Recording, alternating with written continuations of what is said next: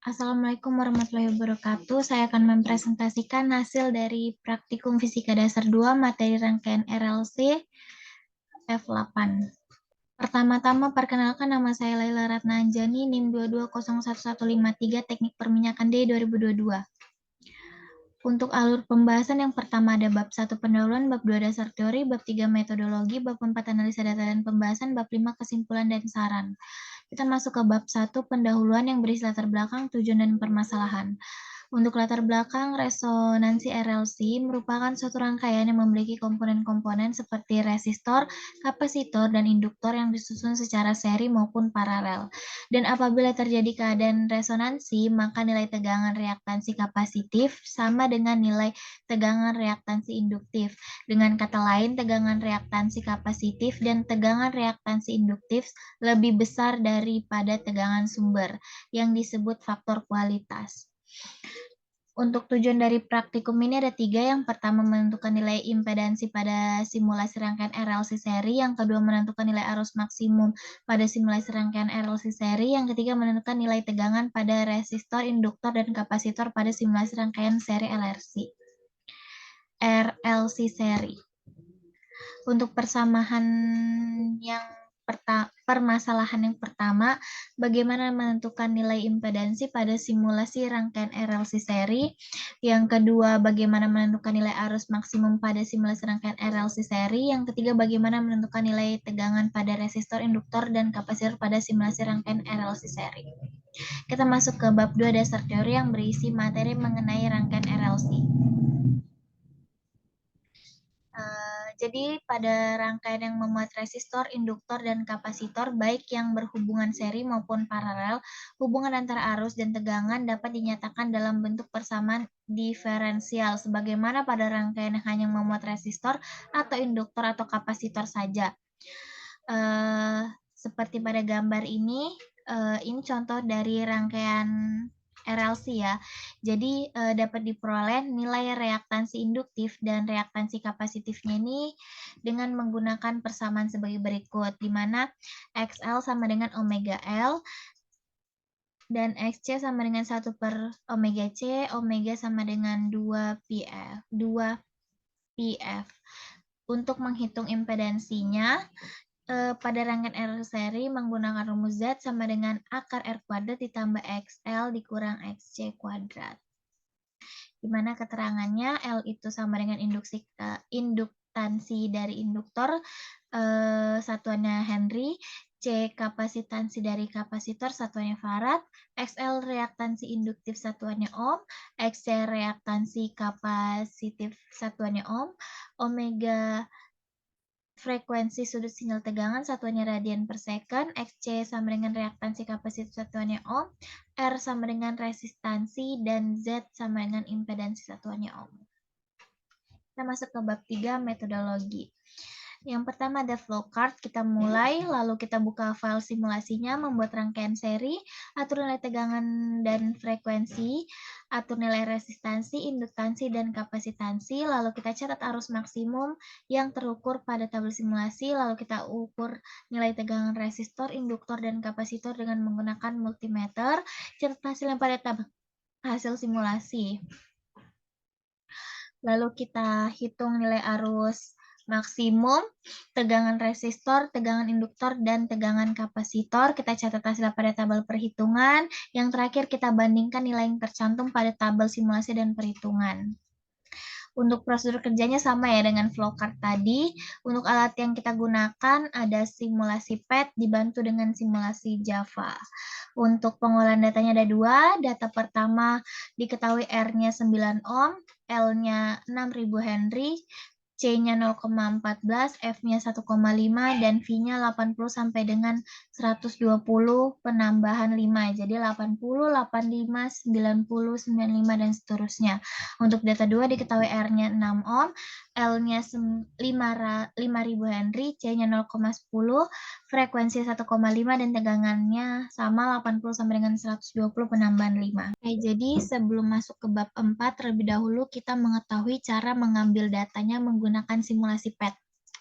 Jadi kita udah atur untuk R-nya, kan kita punya dua data, ini untuk data pertama dulu ya. R-nya sebesar 9 ohm, ini 9 ohm, L-nya 6000 Henry, dan C-nya 0,14 farad. Nah, diketahui juga untuk frekuensinya kan 1,5. Oke, udah kita atur. Nah, ini yang kita variasikan kan tegangannya untuk mencari nilai I maksimum atau arus maksimumnya. Jadi untuk data yang kita dapat ini tegangannya atau V-nya itu mulai dari 80 sampai dengan 120 penambah 5. Jadi 80, 85, 90 dan seterusnya. Jadi kita lihat dulu untuk V-nya jika 80 ya. Aduh susah. Nah, jadi ini nanti kita lihat di arusnya kan karena kita mencarinya I maksimum. Jadi kita lihat nilai terbesarnya.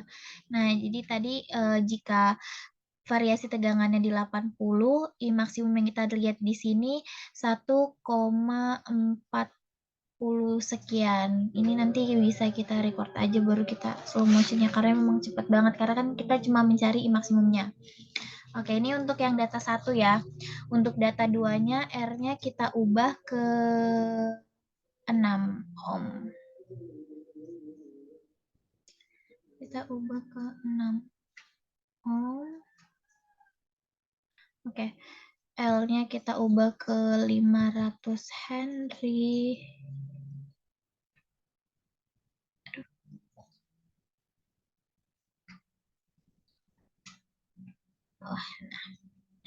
Untuk C-nya 0,10. Oke. Ini udah kan untuk frekuensinya tetap ya 1,5. Nah, jadi jika tegangannya kita ubah ke 85. Oke, nanti kita dapat I maksimumnya 1,80 sekian. Jadi seperti ini cara untuk mencari, untuk mengelola datanya menggunakan simulasi PET. Kita masuk ke bab 4, analisa dan pembahasan. Ya, analisa datanya, ini untuk tabel data 1 dan tabel data 2-nya ini kita dapat dari perhitungan menggunakan simulasi PET tadi, di mana jika V maksimumnya 80, didapat I maksimumnya 1,41 atau arus maksimumnya. Sama ya, data 2-nya juga, ini ada grafiknya. Ini untuk grafik data 2-nya. Nah, untuk regresi linear ini yang sebelah kiri untuk data 1 dan sebelah kanan untuk data 2. Di mana X ini sama dengan V maksimum dan Y-nya sama dengan I maksimum atau arus maksimum.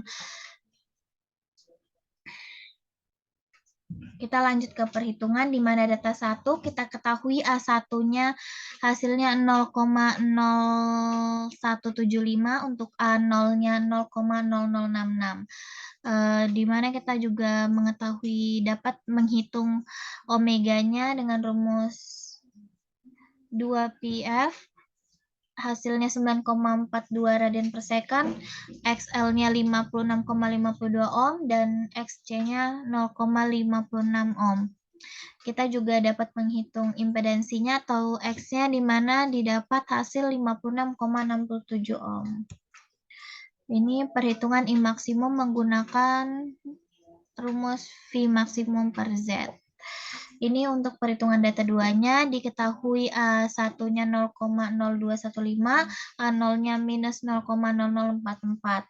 Untuk omeganya 9,42 radian per second, XL-nya 47,1 ohm, XC-nya 1,061 ohm, dan impedansinya 46,42 ohm.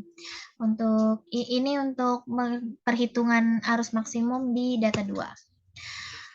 Lalu kita masuk ke pembahasan. Ada 4. Berdasarkan dari data yang didapatkan di dalam proses praktikum, maka telah diketahui di dalam data 1 yaitu R-nya 9 ohm, L-nya 6000 Henry, C-nya 0,19, dan data 2-nya R-nya 6 ohm, L-nya 5000 Henry, C-nya 0,10, di mana nilai dari frekuensi dan V maksimum pada data 1 data 2 yaitu frekuensi 1,5 dan tegangannya 80 sampai dengan 120 penambahan 5. Nilai impedansi atau Z atau hambatan totalnya didapat dengan rumus Z sama dengan akar R kuadrat ditambah XL dikurang XC kuadrat. Untuk nilai arus maksimumnya menggunakan rumus IM sama dengan V maksimum per Z. Dan untuk grafik regresi linearnya didapat dari data pengukuran PET lalu dilakukan perhitungan regresi dengan menggunakan rumus regresi. Kita masuk ke bab terakhir, bab kesimpulan dan saran. Untuk kesimpulannya ada 4. Yang pertama, nilai impedansi pada data 1 lebih besar daripada data 2, di mana data 1 nilai impedansinya 56,52 dan data 2-nya 47,1. Untuk yang kedua, nilai arus maksimum dari pengukuran menggunakan PET dan arus maksimum dari perhitungan manual yaitu sama. Untuk hasil impedansi dari perhitungan manual dan impedansi pada grafik juga bernilai sama. Tidak terdapat perbedaan nilai baik secara manual maupun Excel sehingga kita tidak memerlukan perhitungan error. Untuk sarannya dibutuhkan ketelitian dalam menentukan arus maksimum pada amperemeter karena memang kan arusnya dia laju, jadi kita harus teliti untuk melihat nilai terbesarnya. Yang kedua dibutuhkan pemahaman yang baik sehingga perhitungan yang dilakukan tidak salah. Oke, sekian presentasi yang dapat saya sampaikan. Kurang lebihnya mohon maaf. Wassalamualaikum warahmatullahi wabarakatuh.